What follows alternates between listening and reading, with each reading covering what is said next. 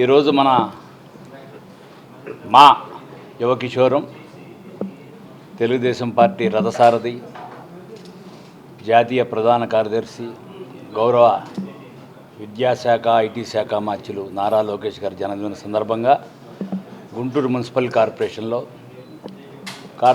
ఉన్న నగరంలో ఉన్న కార్పొరేటర్లు అందరూ కలిసి వారి జన్మదిన సందర్భంగా వారికి ఘనంగా శుభాకాంక్షలు తెలియజేస్తున్నాం.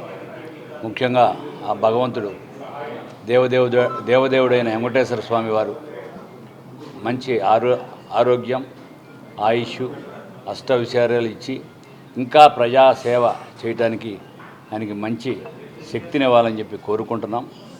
భవిష్యత్తులో అంతకుముందు గతంలో మేము అధికారంలో లేనప్పుడు వారు ఏ విధంగా యోగాలం పేరిట ఈ రాష్ట్రంలో పాదయాత్ర చేసి మా తెలుగుదేశం పార్టీ విజయానికి, కూటమి ప్రభుత్వం విజయానికి ఏ విధంగా పాల్పడ్డారో మనందరికీ తెలిసిన విషయం. ముఖ్యంగా వారి కష్టం వల్లనే అధికారంలోకి వచ్చాం. తప్పకుండా భవిష్యత్తులో మా కార్యకర్తలందరూ కూడా మీరు చూస్తున్నారు ఏ విధంగా చంద్రన్న బీమా కానివ్వండి, ఇంతకుముందు ఇన్సూరెన్స్ 5 లక్షలకు వచ్చింది. అట్లాగే ఎవరైనా పార్టీ కార్యకర్తలు జబ్బు బారిన సీఎం రిలీఫ్ ఫండ్ ద్వారా ఏ విధంగా చేస్తున్నాం. అట్లాగే అనేక రకమైన సంక్షేమం, అభివృద్ధి.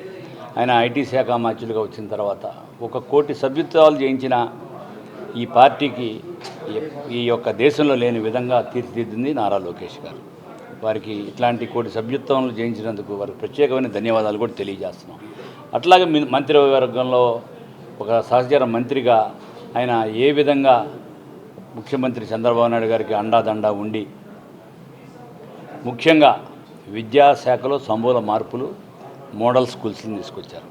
అట్లాగా ఐటీలో అనేక రకమైన కొత్త ఇన్వెస్ట్మెంట్స్, గూగుల్ దగ్గర నుంచి అన్ని రకాల ఇన్వెస్ట్మెంట్లు తెచ్చి ఎంతోమందికి యువతకి ఉపాధి కల్పిస్తున్నారు. ఆయన పాదయాత్రలో ఇచ్చిన మాట తప్పకుండా, మడం తప్పకుండా ఏకైక వ్యక్తి ఎవరు ఉన్నారంటే ఈ యొక్క రాష్ట్రంలో యువకిషోరం ఒక్క నారా లోకేష్ గారు అని చెప్పి మీడియా ద్వారా తెలియజేస్తున్నా.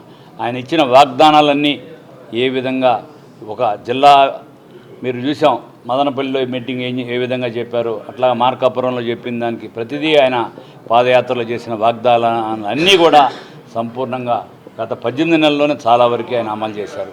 ఇట్లాంటి మాట ఇచ్చిన మాటను కట్టుబడి ఉన్న నాయకుడు, భవిష్యత్తు రాజకీయాలకి తెలుగుదేశం పార్టీకి రథసారథి అయినటువంటి నారా లోకేష్ గారికి సంపూర్ణమైన ఆరోగ్యం భగవంతుడు ప్రసాదించాలని, ఆయన ఇంకా మంచి ప్రజా సేవ చేయాలని చెప్పి ఆశిస్తూ ఇక్కడికి విచ్చేసిన ప్రతి ఒక్కరికి కూడా పేరు పేరున ధన్యవాదాలు తెలియజేస్తున్నాను. Thank you.